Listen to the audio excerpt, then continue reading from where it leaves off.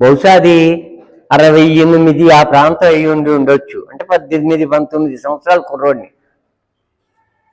ఆ తర్వాత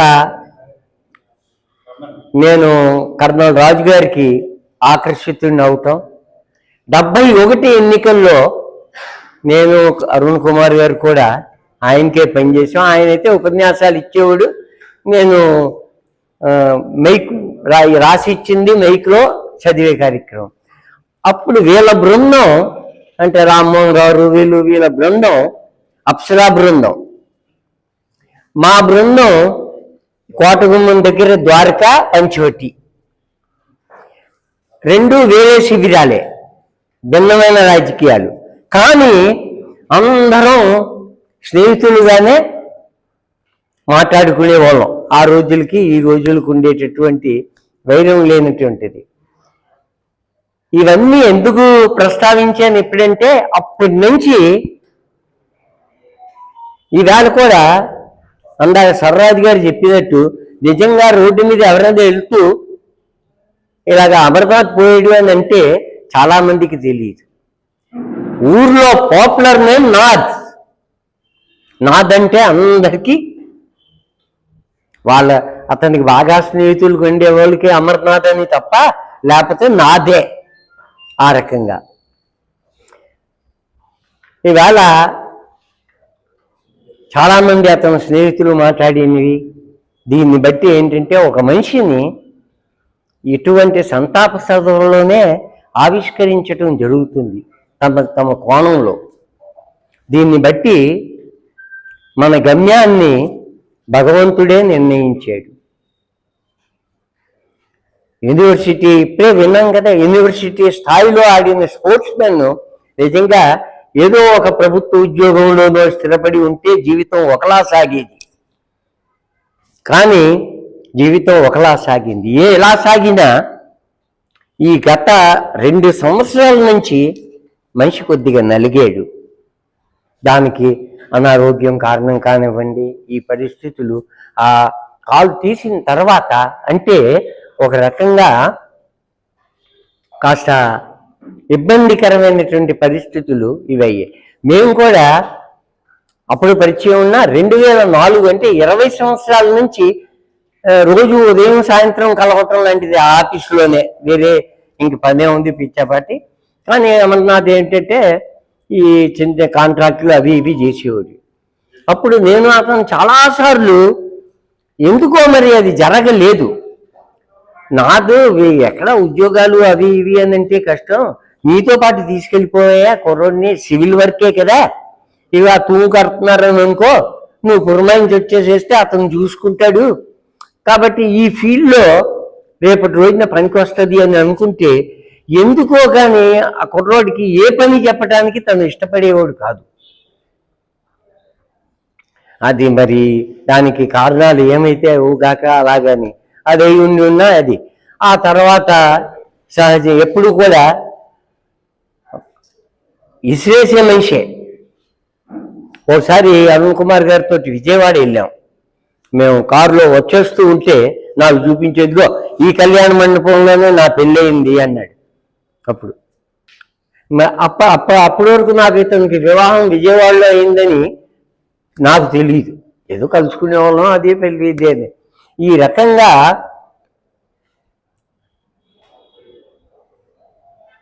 తన వరకు ఇంతమంది స్నేహితుల్ని జీవితంలో సంపాదించుకోగలగటం అనేటటువంటిదే ఒక పెద్ద సంపాదన.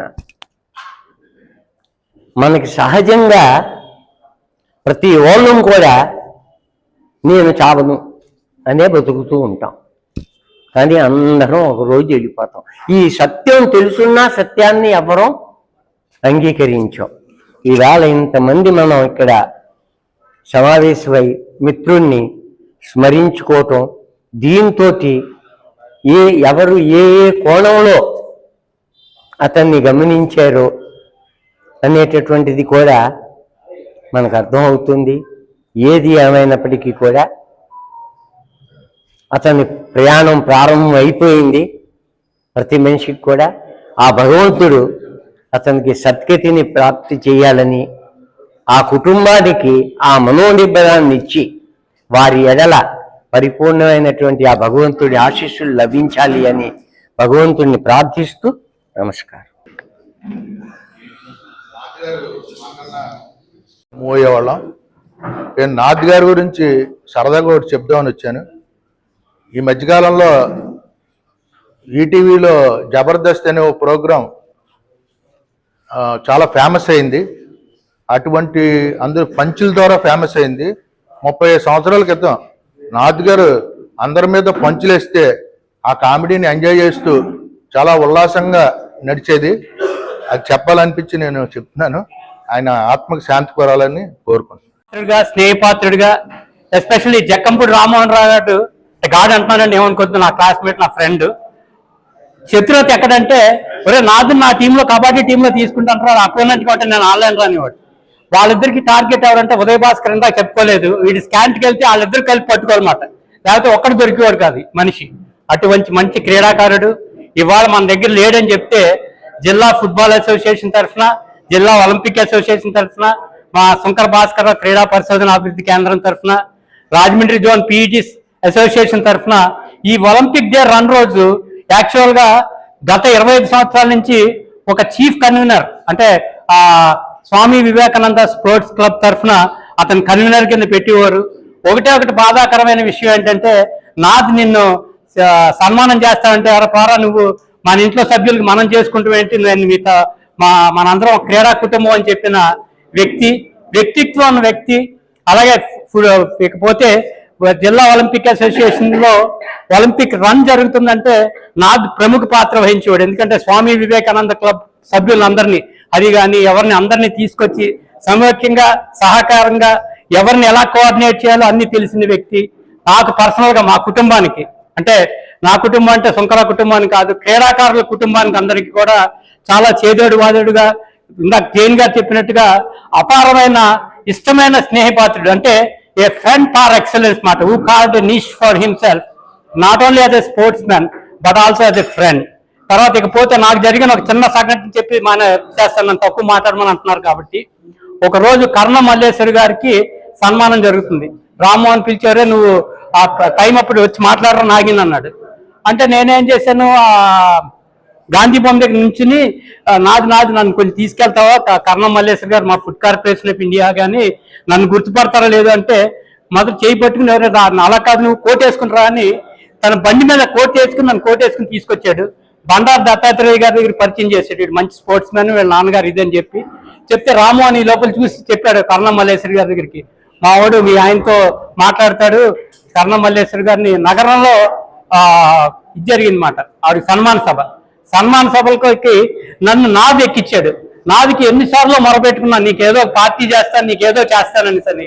ఆయనకున్న దీన్ని నా కృతజ్ఞతగా వివేకానంద స్పోర్ట్స్ క్లబ్ వాళ్ళు ఏదన్నా ఒక మెమోరియల్ గా కానీ టోర్నమెంట్ కండక్ట్ చేస్తే నా వంతు సహాయ సహకారాలని మా క్రీడాకారుల కుటుంబం అందరి తరఫు నుంచి నాద్ మెమోరియల్ టోర్నమెంట్ ఏదన్నా కండక్ట్ చేస్తే నేను మీ అందరికీ సహాయకారిగా ఉంటానని నాద్కి మరొక అందరి bless him soul. Thank you. Naad rhythm centre నాదే అంటారు ఇందాక, ఇప్పుడు అది పేరు మారింది కానీ రిథమ్ సెంటరే. అన్నపూర్ణ హోటల్ తర్వాత అన్నపూర్ణ హోటల్కి మనిషి షిఫ్ట్ అయ్యాడు కానీ నాద్ అంటే రిథమ్ సెంటరే. నాద్ ఏ విషయాన్ని అంగీకరించేవాడు కాదు. వాస్తవానికి తొందరగా కోప స్వభావం, బహుశా ఇంటి పేరులో కూడా కుంపట్ల ఉంది, అందుకే బగబగ మండుతూ ఉండేవాడు ఎప్పుడు. నాద్ సొంత స్నేహితులను అనుకున్న వాళ్ళ మీద అలిగేవాడు కూడా. అలగడం అంటే ప్రేమ కొనసాగించడం, ఎక్కువగా ప్రేమించే వాళ్ళ మీద అలిగేవాడు. ఒక 2-3 రోజులు ముఖం పక్కకెట్టేసుకునేవాడు, మాట్లాడుతుంటే ఏదైనా డిబేట్లో కూడా పార్టిసిపేట్ చేసేవాడు కాదు. తర్వాత మళ్ళీ మామూలుగా అతనే చేరువయ్యి, అదొక్క స్పోర్ట్స్ మ్యాన్కే ఉంటుంది. అది అంటే మరలా కారణం వెతుక్కునేవాడు అనుకుంటా. బహుశా కారణాన్ని వెతుక్కోవడం కేవలం స్పోర్ట్స్ మ్యాన్. ఎందుకంటే స్పోర్ట్స్ మ్యాన్ జీవితం అంటే ఏమీ లేదు, గెలవడం ఓడడం, జీవితం గెలవడం ఓడడం. ఓడినప్పుడు కోపం వస్తే తిరిగి మళ్ళీ ఇన్సెట్ అవడం అంటే కారణం వెతుక్కోవడం.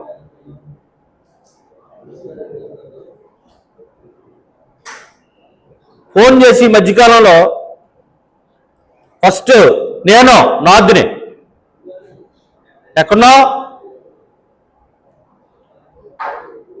అన్న, పలానా చోట ఉన్నాను, రాగలవా అంతే. ఏదన్నా విషయం ఉంటే ఏదన్నా చర్చించడానికి మాట్లాడడానికి. బహుశా ఒక 35 ఏళ్లుగా నాదు లేనటువంటి దైనందిన జీవితం లేదేమో. ఎందుకంటే ఒక రోజు గ్యాప్ వస్తుందేమో తప్పించి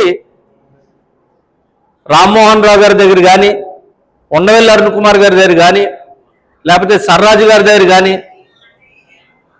ఎక్కడో దిక్కున తారసపడ్డం. మళ్ళా చెరుకూరు రామారావు గారు, మీకు తెలియని అంశం ఏంటంటే జక్కంపూడి రామ్మోహన్ రావు గారికి, ఉండవెల్లి అరుణ్ కుమార్ గారికి షాడో లేరు ఎవరైనా ఉన్నారంటే బహుశా నాద్దే.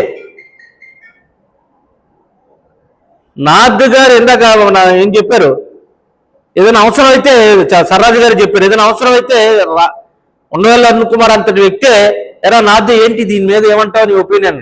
ఎందుకంటే రాజీ లేకుండా కరెక్ట్గా చెప్పేసేవాడు, డైలాగులు లేకుండా. అటువంటి వ్యక్తి అంతర్ధానం అయిపోవడం అంటే బహుశా నేను అనుకుంటున్నాను. ఇంకా పిఆర్ బాబు మొన్న మాట్లాడినప్పుడు కూడా ఆయన చెప్పాడు, ఈయన ఎథ్లెట్ ఫస్ట్ ట్రాక్ ఈవెంట్స్లో ఉండేటువంటి వాడు, తర్వాత షిఫ్ట్ అయ్యాడు కబడ్డీకని. కబడ్డీ ఈ వివేకానంద క్లబ్కి సంబంధించిన కబడ్డీ టోర్నమెంట్స్ అంటే ఇవాళకి నిన్న ఒక ఆయనకి నేను ఈ విషయం చెప్తే రేపు రా కార్యక్రమానికంటే జాంపేట ఇప్పుడు రైతు బజార్ ఏదైతే ఉందో అక్కడ టోర్నమెంట్ జరిగింది. నార్త్ క్యాంటకి వెళ్తుంటే జనం నుంచి వచ్చిన అరుపన్నా ఇంకా ఇప్పటికీ నాకు వినబడతా ఉందని అన్నారు.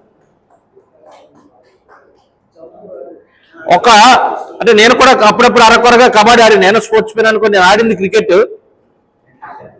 కబడ్డీలో మామూలు ఎవరైనా సరే కబడ్డీ అనే బాడీ ఉన్నవాడు ప్రతి వాడు కబడ్డీ ఆడతాడు.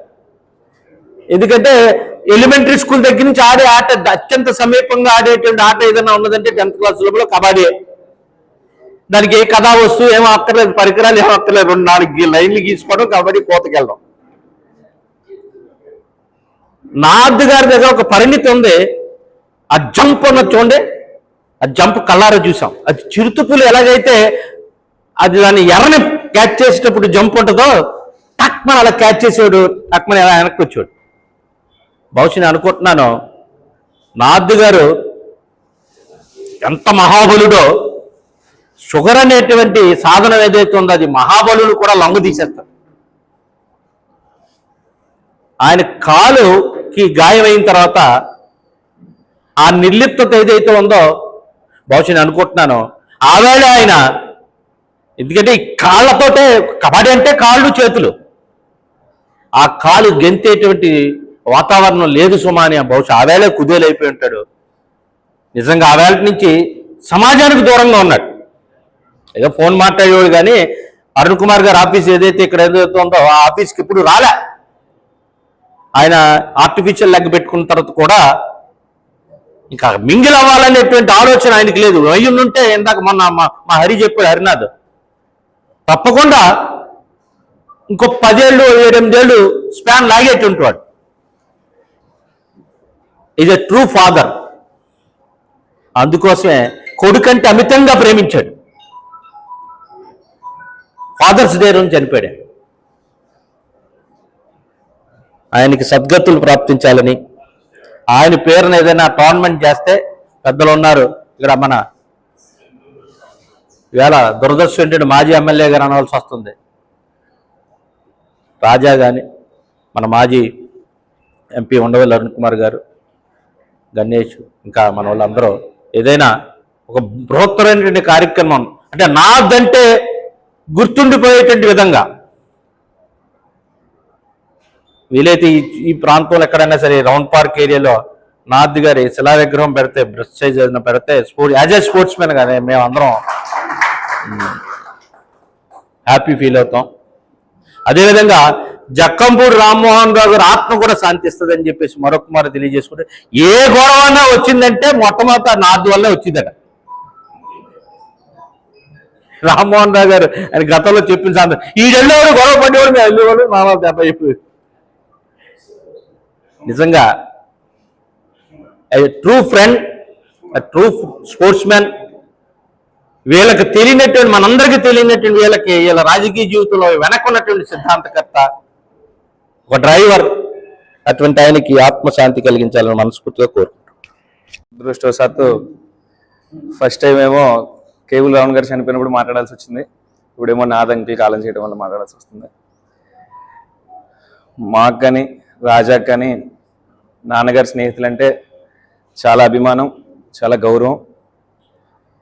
ఎప్పుడైనా సరే ఏదైనా పరిస్థితుల్లో అవసరం ఉన్నప్పుడు ఖచ్చితంగా రామ్మోహన్ రావు గారు అంత స్థాయిలో కాకపోయినా ఖచ్చితంగా ఆయన లేని లోటును భర్తీ చేయడంలో మా వంతు పాత్ర ఖచ్చితంగా ఉంటుందని చెప్పి ఈ సందర్భంగా తెలియజేసుకుంటూ, మరి నాదంకుల విషయానికి వస్తే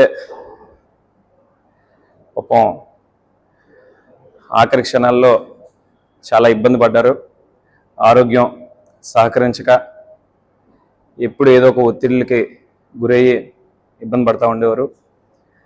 నా చిన్నప్పుడు నాన్నగారితో అత్యంత దగ్గరలో ఉన్నటువంటి స్నేహితుల్లో నాదంకులు ఒకళ్ళు. వారి కుటుంబానికి పూర్తి స్థాయిలో అండగా నిలబడతామని చెప్పి ఈ సందర్భంగా తెలియజేసుకుంటూ, ఇందాక నగేష్ అంకుల్ చెప్పినట్టుగా ఆయన్ని గుర్తుంచుకోవడం కోసం నాదంకుల్ పేరు మీద ఖచ్చితంగా ఒక మెమోరియల్ కబడ్డీ టోర్నమెంట్ నేను ఖచ్చితంగా నిర్వహిస్తానని చెప్పి సందర్భంగా తెలియజేసుకుంటున్నాను. ఎప్పుడైనా అరుణ్ కుమార్ అంకుల్ ఫోన్ చేయాలన్నా సరే నేను నాదంకుల్ ఫస్ట్ ఫోన్ చేసి అరుణ్ కుమార్ అంకుల్ ఆఫీస్లో ఉన్నారా లేదా అని కనుక్కొని వస్తూ ఉండేవాళ్ళం. నాదంకుల్ ఆ వయసులో కూడా చాలా చమత్కారంగా సరదాగా ఉండేవారు. వాళ్ళ అబ్బాయి మాతోనే తిరుగుతూ ఉంటాడు. తన విషయంలో కూడా పూర్తి స్థాయిలో నేను రాజా బాధ్యత తీసుకుంటామని చెప్పి ఈ సందర్భంగా పెద్దలందరికీ తెలియజేసుకుంటా ఉన్నాం. నా చిన్నప్పుడు ఒకసారి రాజా నేను మా కుక్కని తిప్పుతున్నప్పుడు మేము తప్పిపోయి ఇద్దరం.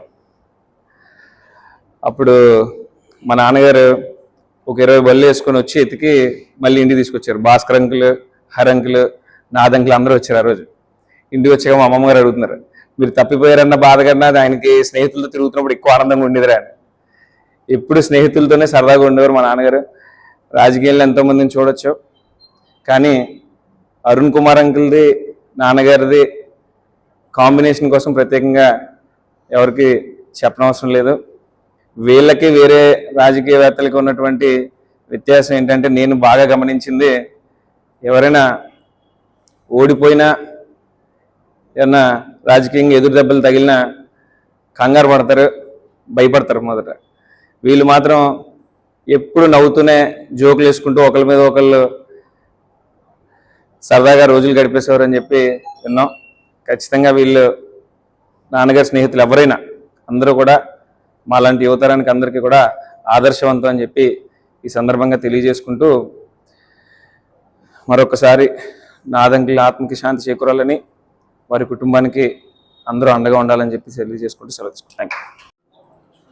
మేము వాళ్ళ మార్గంలో శిష్యరేకంగా మేము కూడా వాళ్ళ సొసైటీలో ఒక స్థాయిలోకి వచ్చామంటే మూలకారకులు వాళ్ళిద్దరూ.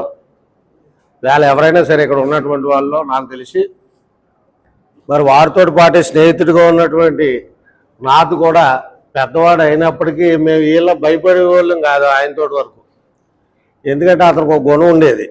వాళ్ళతో ఉన్నప్పుడు ఆ పద్ధతిలో ఉండేవాడు. మా దగ్గరికి వచ్చేటప్పటికి హరి మాకు మా అందరితోటి అదే సరదాతోటి ఉండేవాడు. నాకు నగేష్ చెప్పినట్టుగా మా ఎవరో జబర్దస్త్ గురించి చెప్పారు ఎవరో, అందులోలాగా విదూషకుడు ఇతను. జనరల్గా ఏదైనా ఒక డైలాగ్ వేసాడంటే స్పాంటేనియస్గా సినిమాలో భగవాన్ వేసినట్టుగానే మాట్లాడేసేలా సైలెంట్గా ఉంటాడు. మనకు అది అర్థం అవడానికి 1 or 2 minutes పడుతుంది. అంటే ఆ జ్ఞానశక్తి లేనటువంటి వాళ్ళకి. ఇది ఆయనకే కాదు, అరుణ్ కుమార్ గారికి, రామ్మోహన్ గారికి కూడా ఉంది. వీళ్ళంతా కూడా తెలుగు ఇలా రివర్స్లో మాట్లాడుకుంటూ ఉంటారు. ఆర్యాపురంలో ఎక్కువ మాట్లాడేవారు. అది అంటే ఏదో ఒకడు వచ్చాడు అలాగే ఎలాగేదో మాట్లాడుతుంటారు, ఆడు వచ్చాడు అనేటువంటిది. ఈ లాంగ్వేజ్, కోడ్ లాంగ్వేజ్ వీళ్ళకి ఉండేది. వచ్చిన ఊరికే పొగిడినట్టుగా పొగుడుతూనే మోసేస్తూ ఉండేవారు వీళ్ళు. అది అతనికి నాదు కూడా అలవాటు బాగా ఎక్కువ. జనరల్గా మాతో కూర్చున్నా సరే అలా మాట్లాడేసాడు, మాకు అర్థమయ్యేది కాదు. పొగిడేడో తిట్టేడో తెలియదు నా బాలే. ఆ విధంగా మంచి సరదా అంటే అవి చెప్పడం, హాస్యం పండించడంలో బాగా చేసేవాడు. మంచి వ్యక్తి, ఎవరికి హానికరం కాదు. క్రీడాకారుడు. సాధారణంగా క్రీడాకారుడికి అటువంటి మరి షుగర్ అయి రావడం, కాలు తీయడం అనేటువంటిది బాధాకరం. అంటే ఏదైనా సరే మన క్రీడ ఉన్నా ఏమున్నా దశ కలిసి రాకపోతే అన్నీ వ్యతిరేకంగానే పయనిస్తాయి. ఆ విధంగానే ఆయనకు ఆరోగ్యం కూడా పాడవడం, కాలు తీయడం దురదృష్టకరం. మంచి వాళ్ళకి స్నేహితుడు, మాకు అన్నలాటోడు, ఒక రకంగా స్నేహితుడు. నేను ఏ కార్యక్రమం చేసినా ట్రస్ట్ది కానీ ఇంకోటి కానీ ఎస్వీఆర్ది కానీ ప్రతి కార్యక్రమానికి అటెండ్ అయ్యి చక్కగా మాట్లాడి వెళ్ళేటువంటి వ్యక్తి మన మధ్యలో లేకపోవడం దురదృష్టకరంగా భావిస్తూ అతని ఆత్మకి శాంతి చేకూరాలని. మరి అలాగే మా గణేష్ కబడ్డీ పోటీ గురించి చెప్పాడు. తప్పనిసరిగా అటువంటి చేసి అతన్ని మనం స్మరించుకుంటూ ఉండాలి.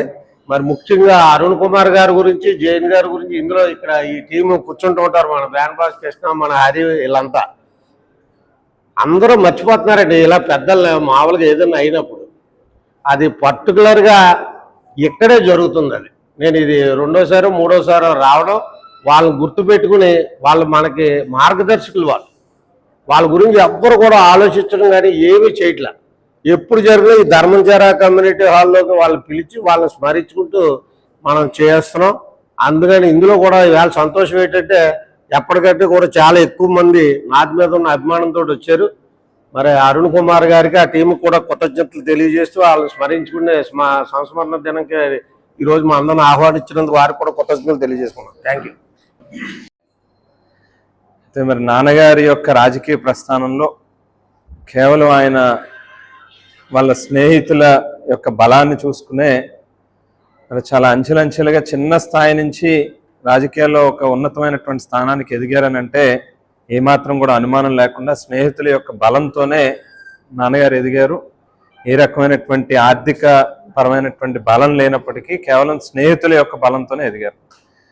మరి ఆ బలమైనటువంటి స్నేహాల్లో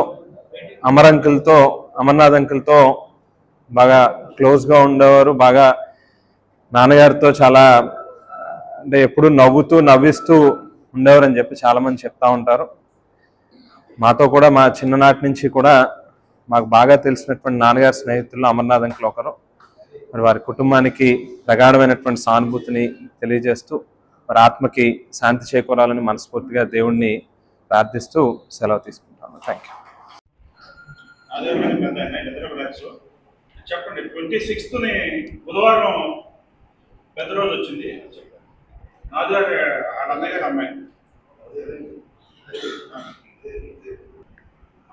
గారికి, రాజా గారికి, గణేష్ కి, జైన్ గారికి, అందరికి వచ్చిన ప్రతి ఒక్కరికి కూడా పేరు పేరున ధన్యవాదాలు తెలియజేస్తున్నాం. సభ ఒక్కసారి అన్న ఒక ఫోటో మొత్తం కబురు అందరికీ అందేలా చేసావు. ఎందుకంటే నిన్నే అనుకున్నాం పెట్టేద్దామండి రేపంటే, పొద్దున వర్షం చూసి ఏంట్రా ఎలా అవుతుందో అనుకున్నాను. అందరూ చెప్పారు నాది గురించి. అంటే మాకేంటంటే చెప్పడం మొదలెడితే 72 నుంచి చెప్పుకురావాలి.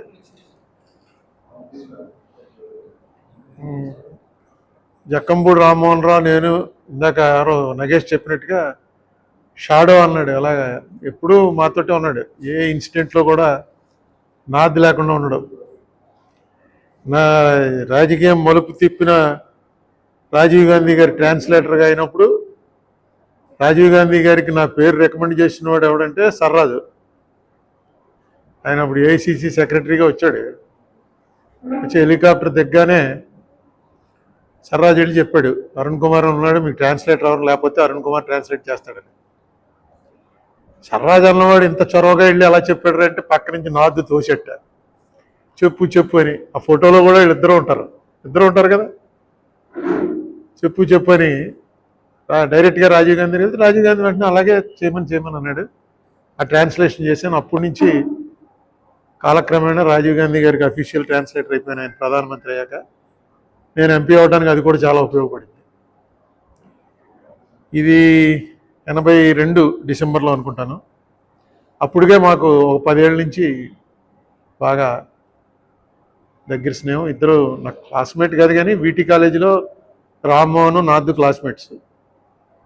మాకు ఆంధ్ర ఎడ్యుకేషన్లోనే అనుకుంటాను బాగా క్లోజ్ అయింది. ఎప్పుడో కూడా గుర్తులేదు, అంత చిన్నప్పటి నుంచి పరిచయం.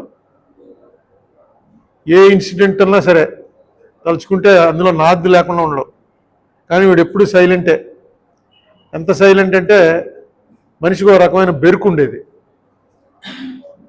వీడిని సిటీ కాంగ్రెస్ ప్రెసిడెంట్ చేయాలని చెప్పి అనుకున్నాను నేను. అనుకుని రామ్మోహన్ అడిగాను, రామ్మోహన్ కూడా చేయమన్నాడు. అది 2009 ఎలక్షన్ తర్వాత అనుకుంటా. వీడు అడిగితే వీడు నన్ను అందరు తిడతారా, నిన్ను కూడా తిడతారా అన్నాడు. ఏం తిట్టరా, నువ్వు మాతో ఎప్పటి నుంచి ఉన్నావు, రామ్మోహన్ గారు కూడా అన్నాడు. ఆఖరిని అసలు విషయం చెప్పాడు.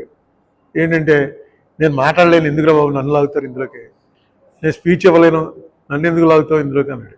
లాగడం ఏంటరా, నువ్వు మాతో పాటు అప్పటి నుంచి ఉన్నావు కదా, స్పీచ్ ఇవ్వని వాళ్ళు చాలామంది ఉన్నారు, స్పీచ్ ఇవ్వలేకపోతే పెద్ద నష్టమేం లేదు ఉండంటే. ఇదిగోడుగా బెరుకుండేది. ఆ టైంలో విపరీతమైన కాంపిటీషన్లో ఉంది. ఏది సిటీ కాంగ్రెస్ ఎవరని, ruling party city Congress president ఎవరు ఉండాలని పెద్ద కాంపిటీషన్ నడుస్తుంది. నడుస్తున్న టైంలో నాది అనేటప్పటికి ఇక రామ్మోహన్కి ఇద్దరికి క్లోజ్, ఎవరో మాట్లాడరు అన్న ఉద్దేశంతో అనుకున్నాం. సో వాడికి రాజకీయం అనేది పెచ్చ ఉంది కానీ అంబిషన్ ఏదో అవ్వాలనే అంబిషన్ లేదు, ఏదో పోస్ట్లోకి రావాలని అలాంటి అంబిషన్ లేదు. నెక్స్ట్ వాడు ఎప్పుడు వాచ్ చేస్తూ ఉండేవాడు. ప్రతి ఎలక్షన్లో కూడా ఎవడు ఎక్కడ ఏ పార్టీకి పనిచేస్తున్నాడు. నాకు బాగా జ్ఞాపకం, 2009 ఎలక్షన్ అయిపోయిన తర్వాత ఓ రోజు కూర్చుని ఉంటే ఆఫీస్లో ఒక ఆయన వచ్చాడు. నాకు అందరికీ బాగా ఫ్రెండే అతను. వచ్చి అరుణ్ కుమార్ పార్టీని ఎలా డెవలప్ చేయాలి, ఎందుకంటే అప్పుడు నేను 2000 మెజార్టీతో గెలిచాను. మురళీమోహన్, కృష్ణరాజు ఇద్దరు క్యాండిడేట్లు కూర్చుని చెప్తున్నాడు నాకు. అందరూ ఉన్నారు, ఆయన ఎక్కడెక్కడ వీక్గా ఉంది, ఎక్కడ స్ట్రాంగ్గా ఉంది అన్నీ చెప్తున్నాడు. ఈ లోపల నాథ్ వచ్చాడు. నాథ్ వచ్చి కూర్చుని, మొన్న ఊర్లో నువ్వే కదా బూత్ ఏజెంట్గా కూర్చున్నావు అన్నాడు. అనగానే నేనే అరుణ మళ్ళీ కలుస్తానా, వస్తానని చెప్పి వెళ్ళిపోయాడు.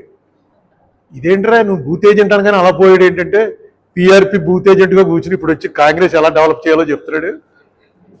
అలా ఉండేది పంచ్. ఇందాక అన్నాడు కదా రాజా, ఒక పంచ్ కొడితే నాకు అర్థంలే, తప్పే ఉంది, బూత్ ఏజెంట్గా కూర్చున్నాడా పాపం, వెళ్ళాను అనుకుంటే కూర్చుంది పిఆర్పి గిట మనకు ఫ్రెండే. అది కూడా వీడికి తప్ప ఎవరికి తెలీదు. వీడు వచ్చి అనేటప్పుడు టక్మని మనిషి కొంచెం సఫికేషన్లో పడిపోయి లేచి వెళ్ళిపోయాడు. వెళ్ళిపోయిన తర్వాత ఎలా ఉండేదంటే, వీడు ఎవరి మీద జోక్ వేసాడో వాడి శత్రువు అయిపోయాడు వీడికి. వీడు మళ్ళీ ఎప్పుడు దొరుకుతాడో జోక్ కొడదామని వాళ్ళు చూస్తుండేవారు. వీడిది ఏంటంటే వీడిది వ్యక్తిత్వం అంతే, వాడి తత్వం అంతే, సరదాగా మాట్లాడడం, ఎవరి మీదైనా సరే జోక్ వేయడం, అప్పటికే వెంటనే మర్చిపోతాడు. తర్వాత పెద్ద అది జ్ఞాపకం పెట్టుకోవడం అది ఉండదు. రెడీ విట్ మాత్రం చాలా చాలా బలంగా ఉండేది. అందుకే రామ్మోహన్ గారు రాత్రి వాళ్ళిద్దరికీ ఎప్పుడు పడేది కాదు, రామ్మోహన్కి నాథ్కి. పొద్దున మళ్ళీ ముందు రామ్మోహన్ గారు ఇంటికి వెళ్ళి వాడిని కారులో ఎక్కించుకుంటే కానీ ఇటు బయలుదేరేవాడు కాదు. ఎక్కడికి వెళ్ళాలన్నా మళ్ళీ నాథ్ ఉండాలి. రాత్రి కారులో ఇద్దరికి అభిప్రాయ భేదాలు వస్తే, అభిప్రాయ భేదాలు వచ్చినప్పుడు వాటిని కాంప్రమైజ్ అయ్యేవాడు కాదు. వీడు ఎమ్మెల్యే వీడు ఎంపీ అని ఏం కాంప్రమైజ్ అయ్యేవాడు కాదు. ఆర్గ్యుమెంట్ చేసేవాడు, గట్టిగా అటాక్ ఇచ్చేవాడు. తర్వాత మళ్ళీ నెక్స్ట్ డేకి మళ్ళీ నాథ్ గారు రాలేదంటే వెళ్ళడం తీసుకురావటం, వాడు కూడా అసలు నిన్న జరిగింది మర్చిపోతూ ఉండేవాడు. ఒక రకంగా సరదాగా రాజకీయాలు చేశారని గణేష్ చెప్తున్నాడు. అప్పుడు సరదాగా రాజకీయాలు చేయటం కారణం ఏంటంటే, ఇంత పెద్ద వ్యాపారం కాదు అప్పుడు. ఇప్పుడు ఎక్కడ సరదా చేస్తారు, ఎలక్షన్ అయిపోయేటప్పటికి ఎంత అయిపోయింది, ఏం ఖర్చు అయిపోయింది, ఏం ఆస్తులు తనఖాలు ఉన్నాయి, ఎవరెవరికి బాకీలు ఉన్నాయి, ఈ లెక్కలు చూసుకోవడమే సరిపోద్ది. మాకు ఎంతసేపు ఎలక్షన్ ఓడిపోయామని అడవడం తప్ప, అది సాయంకాలంగా ఒకరినొకటి చూసి నవ్వేసుకోవడమే, ఏంట్రా అంటే ఏంట్రా అని అయిపోయింది అంతే. ఈ బాధలు ఎప్పుడు లేవు. ఇప్పుడు రాజకీయాలకి అప్పుడు రాజకీయాలకి ఉన్న తేడా అదే. మాకు ఏదో స్పోర్టివ్గా రాజకీయాలు చేయడానికి కారణం ఏంటంటే, మేము ఎప్పుడు ఏమీ అప్పుల పాలు అయిపోయి రోడ్డు మీద పడిపోయే పరిస్థితి రాలేదు, బాకీదారులు మా ఇంటి చుట్టూ తిరిగే పరిస్థితి రాలేదు, లాక్కుంటూ వచ్చేసాం. ఈవేళ తప్పదు. ఈవేళ నువ్వు అలాగే ఉన్నావు, నీ ప్రత్యర్థి అలాగే ఉన్నాడు. ఎన్ని కోట్లే మాట్లాడుకుంటున్నారు, ఎవడో అసలు లక్షలు మాట్లాడుకోవట్లే. నాకు మొత్తం నేను 4 ఎలక్షన్లు పోటీ చేశాను. నా 4 ఎలక్షన్లో పోటీ చేస్తే నాకు ఎంత ఖర్చు అయిందో అంత ఒక వార్డుకు కూడా ఇవాళ సరిపోదు. ఒక వార్డుకి ఎలక్షన్ నడపడానికి అలా పెరిగిపోయి పేమెంట్లు. దాంతో న్యాచురల్గా డబ్బుతో లింక్ అయ్యే ఉంటాయి నేను, ఈ బాధలు ఉంటాయి. దీన్ని ఎలా తగ్గించాలా అన్నది నెక్స్ట్ జనరేషన్ వాళ్ళు కొంచెం ట్రై చేయాలి. ఎందుకు ఇలాంటిది ఇలా ఎందుకు మారిపోయింది, ఎక్కడ ఆపగలం దీన్ని, ఈ వ్యాపారంలో అల్టిమేట్గా ఏమన్నా పవర్ సాధించగలుగుతున్నారా, ఏదైనా చెప్పుకోవడానికి ఇదిగో నేను ఈ పని చేశాను అని చెప్పుకునే అవకాశం ఉంటుందా లేదు. ఈవేళ రామ్మోహన్ ఏం చేశాడు వాడు మంత్రిగా అంటే నాకే చాలా తక్కువ జ్ఞాపక శక్తి. నేను చెప్తే బహుశా తర్వాత రామ్మోహన్ తర్వాత ఈ జిల్లాలో ఎవడో ఏ మంత్రి అంత చేయలేదు, ఈ జిల్లాలోనే కాదు ఏ జిల్లాలోనే చేసి ఉంటాడు. అన్ని వర్కులు చేశాడు అఫీషియల్గా. నాకు ఇంకా తక్కువ తెలుసు. దేశాయ్ గారు ఇలా చెప్పకపోతే ఎక్కడని చెప్పాను అనుకోండి, ఆయన అక్కడ ఫోన్ చేసి చెప్తాడు ఇది ఇప్పుడే టీవీలో చూశాను మరి అది చెప్పలేదే అంటాడు. ఎందుకంటే మొత్తం ఇవన్నీ డ్రాఫ్టింగ్ అంతా ఆయనే చేస్తుండేవాడు. ఎవరెవరు దానికి పెట్టాలన్నా, వర్క్ కోసం కాగితం పెట్టాలన్నా నేనైనా, రౌత్ అయినా, రామ్మోహన్ అయినా ఎవరెవరు ఏం చేశారో మొత్తం తెలుసున్న దేశాయ్ గారు ఆయన చెప్తుంటాడు. నిజంగా అదే ఒక స్వర్ణయుగంలా అనమాట. డబ్బులు అలా వచ్చాయి రాజశేఖర రెడ్డి టైంలో. రామ్మోహన్ కూడా ఇదే బాధ. లాస్ట్లో ఇల్ హెల్త్ వాడు ఆ బాధ అంత నరకయాతన పడి 6 ఏళ్ళు 5 ఏళ్ళు ఆల్మోస్ట్ బెడ్ రెడీ అంటే ఇంక అంతకనే ఉంటుంది. నాదికి ఇంక 2 ఏళ్లే. ఇందాక మాట్లాడిన ప్రతి వాళ్ళు నాది గురించి, నా గురించి, రామ్మోహన్ గురించి మాట్లాడారు. వాళ్ళిద్దరు వెళ్ళిపోయారు, నేను ఇంకా ఉన్నాను. నాది ఎలా వస్తుందో నాకు తెలియదు. ఏమో బాగా రావాలని అనుకోవాలి. చచ్చిపోయినందుకు ఏం పెద్ద బాధపడక్కర్లే, ఎందుకంటే అందరం పోయేవాళ్ళమే. డెత్ అనేది ఎలా వస్తుంది లాస్ట్లో అథ్లెట్ అవటం. ఇందాక ఎవరు అంటే అదే అనిపించింది. అథ్లెట్ అవటం అంటే వాడి జంపు నాకు చక్రధరరావు గారు చెప్పేవాడు. ఈ కబడ్డీలో ఈ జంప్ ఉన్నవాడు ఇంకొకడు ఎవడో ఉండేవట, ఇక్కడ వాడు కాదు, ఆంధ్ర వాడు కాదు, ఎవడో సింగ్ వాడు చేస్తాడు ఆ జంపు. ఆ పట్టుకోవడానికి వచ్చినప్పుడు మీద నుంచి జంప్ చేసి వెనక నుంచి తిరిగి పరిగెత్తుకెళ్ళిపోవడం, అంతే కదా. అదేగా జంప్. ఆ జంప్ కూడా అటే వెళ్ళిపోతాడు. అది కూడా ఏది మన దీంట్లో ఉరుకుతారు నీళ్ళలోకి, డైవింగ్. నీళ్ళలో డైవింగ్ చేసినట్టుగా ఒక్క జంప్ చేసి అట్టించి అలా పరిగెత్తుకుని వెళ్ళిపోయాడు. ఆ జంప్ చక్రధరరావు చెప్పాడు నాకు ఒకసారి. నాకు ఈ గేమ్స్ పెద్ద టచ్ లేదు, రన్నర్ అని తెలుసు నాకు. వీడు మా రాజ్కుమార్ బాబు వీళ్ళంతా కూడా రన్నింగ్ చేసేవారు. రన్నింగ్లో ఎక్కడెక్కడికో పోయారు, ఎక్కడెక్కడికో యూనివర్సిటీకి పోయినట్టున్నారు. వాడు వచ్చాడు యూనివర్సిటీకి. ఈ కబడ్డీలో ఇలా జంప్ చేయడం వాడి వల్ల అప్పుడు రామ్మోహన్ కబడ్డీ టోర్నమెంట్ పెట్టాడుగా, లేడీస్ టోర్నమెంట్. మీరు అందరూ ఉన్నారుగా అప్పటికి. వీడే మెయిన్ కబడ్డీ అని వీడే ఎప్పుడు కబడ్డీ వాయిస్తుండేవాడు. అటువంటి వాడికి వాడి కాలు తీసేటువంటి ఎప్పుడు అలా నడుచుకుంటూనే కనబడేవాడు. వాడు రిక్షా ఎక్కడ నేను ఎప్పుడు చూడలే. మోటార్ సైకిల్ వచ్చాక మోటార్ సైకిల్ నడిపేవాడు, కానీ అది కూడా బహుశా ఒక 25 ఏళ్ళ నుంచి ఉంటుంది. అంతకుముందు ఎంత దూరం అయినా సరే వాడు నడుచుకుంటూ పోవటమే, నడుచుకుంటూ ఇంటికి వచ్చేయటమే. అటువంటి వాడు కాలు తీసేర్రా అన్న తర్వాత ఆ రోజే అయిపోయింది. తర్వాత ఇచ్చింది ఏంటంటే ఏదో జీవితంలో పడవలసిన బాధలు ఏమి ఉన్నాయో ఆ బాధలకు లాస్ట్లో అంత గ్యాప్ టైం ఇచ్చినట్టుగాను. అలాగే రామ్మోహన్ అన్నవాడు వాడి సరిగ్గా పడి పడి పడి చిన్నప్పటి నుంచి పడి పడి పడి కరెక్ట్గా వాడు మంత్రి అయినప్పటికీ సిక్నెస్ వచ్చింది. మంత్రి అయిన తర్వాత అనుకున్నాం ఎవరో నువ్వు ఎంపీ అయ్యావు, నేను మంత్రి అయ్యాను, మనం ఏదో ఒకటి చేయాలరా, మళ్ళీ మర్చిపోకుండా ఏదో చేయాలరా అది. అలా మాట్లాడుకుంటూ సరదాగా అలా ఒకసారి వైష్ణోదేవికి వెళ్ళాం. వెళ్ళేటప్పుడు బాగానే వెళ్ళాం, వచ్చేటప్పుడు ఏమో నడిపించుకురావాల్సి వచ్చింది. ఇవన్నీ గుర్తొస్తే జీవితం అనుకోకుండా సరిగ్గా ఎప్పుడైతే ఇన్నాళ్ళు చేసిన ఫలితం వస్తుందిరా అనుకున్న టైంకి పక్కన మనకు అనుకోకుండానే ఏదో ఒక మారిపోతుంటుంది. So death inevitable. భగవద్గీతలో చెప్తాడు, జన్మ మృత్యు జరా వ్యాధి దుఃఖ దోషానుదర్శనం. ఏమంటే ఎందుకంటే ఆ చావు గురించి బ్యాట్ గురించి మాట్లాడుకోవడం ఏంటంటే అంటారు ఇంట్లో పెద్దలు. కృష్ణుడు చెప్పాడు ఎప్పుడు వీటి గురించి ఆలోచిస్తూనే ఉండాలట. ఈ జన్మ ఎలా వచ్చింది, మృత్యు ఎలా వస్తుంది, వ్యాధి ఎలా వస్తుంది, దుఃఖం ఎలా వస్తుంది, దోషం ఎలా వస్తుంది, వీటిని నిత్యం కూడా దాన్ని దర్శిస్తూ ఉన్నవాడే ఉండటమే నీకు హ్యాపీనెస్ ఇస్తుంది. దేన్నైనా ఫేస్ చేయగలిగేటువంటి సత్తు వస్తుంది. అది మనం తప్పేం లేదు. అందరం ఇక్కడ ఉన్న వాళ్ళు అందరం పోయేవాళ్ళమే. నెక్స్ట్ మారుతూ ఉంటుంది అంతే. ఇందాక మన చెప్పినట్టు ఫోటో మారుతుంది తప్ప మిగతా మాత్రం జనం ఉంటాం, కొంతమంది పోతూ ఉంటాం, కొంతమంది వస్తూ ఉంటాం. ఇది ఇలా సైకిల్ జరుగుతూనే ఉంటుంది. ఒక నాదనేవాడు ఎప్పుడు ఎవరిని అడగటం అనేది లేదు వాడి హిస్టరీలో. వాడు ఎలాంటి ఇది వాళ్ళ ఉన్న గొప్ప గుణం ఏంటంటే ఎంత అభిమానస్తుడు అంటే వాడు ఎవరిని ₹1 అడగటం కానీ నాకు ఈ సాయం చేయరా అని అంటాం. కానీ నేను ఎంపీ అయిన తర్వాత ఎప్పుడైనా అరే వాడికి ఫోన్ చేసి మాట చెప్పరాని, అది కూడా వాడి కోసం కాదు, ఎవరి కోసం, లేకపోతే ఎవరిని ఏం అడిగేవాడు కాదు. చాలా అభిమానంగా బతికాడు. మాకు అందరికీ తెలుసు ఆ సంగతి. నాది ఫ్రెండ్స్ అందరికీ తెలుసు. తెలుసుకుని వాడికి ఏదో చెప్పాలి, కానీ వాడు ఇల్లు హోటల్లో కూర్చుంటే టిఫిన్ కూడా వాడిని అడిగితే కానీ చెప్పేవాడు కాదు. ఎరా నువ్వు తింటావా అంటే వద్దులే అని బతమాలి, బలవంతం చేయాలి. ఏదో ఒకటి తినవా పర్లేదు ఎక్కడికో వెళ్తున్నాం కదా అని. అంత అభిమానంగా ఉండేవాడు. అయితే దానికి తగ్గట్టుగా అతని ఫైనాన్షియల్ స్టేజ్ రాలేదు. మరి రామ్మోహన్ లాంటి వాడికి ఫ్రెండ్ అయ్యి ఉండి వాడు రాజకీయాల్లో అంత ఉన్నత స్థాయికి వెళ్ళినందుకు ఆర్థికంగా కొంత ఎదగవలసి ఉంది. కానీ దాని మీద పెద్ద ఏనాడు దృష్టి పెట్టినట్టుగా నాకు కనపడలేదు, పెద్ద ఎదగలేదు. ఏదేమైనా ఇంతమంది ఇందాక జైన్ చెప్పినట్టు ఇంతమంది ఫ్రెండ్స్ని సంపాదించుకోగలిగాడు. ఎవరికైనా ఆఖరికి వచ్చేది బాగా డబ్బులు ఉన్నవాడు చచ్చిపోతే అదే పని చేస్తాం, ఏమీ లేనివాడు చచ్చిపోయినా పట్టుకెళ్ళి అదే పని చేస్తాం. కానీ బాగా డబ్బుండి చచ్చిపోయిన వాడికి ఇంతమంది ఫ్రెండ్స్ ఉండరు. అప్లికేషన్ మీద వచ్చేవాళ్ళు ఉంటారు తప్ప ఈవేళ నాతోటి మీదికి ఎవ్వడికి ఏనాడు ఎప్పుడు ఏ పని లేదు. ఈవేళ వచ్చారు ఇంతమంది అంటే కేవలం నాతిని మిస్ అవుతున్నాం. అలా మిస్ అయ్యేలా జీవించగలగటమే జీవితానికి పరమార్థం.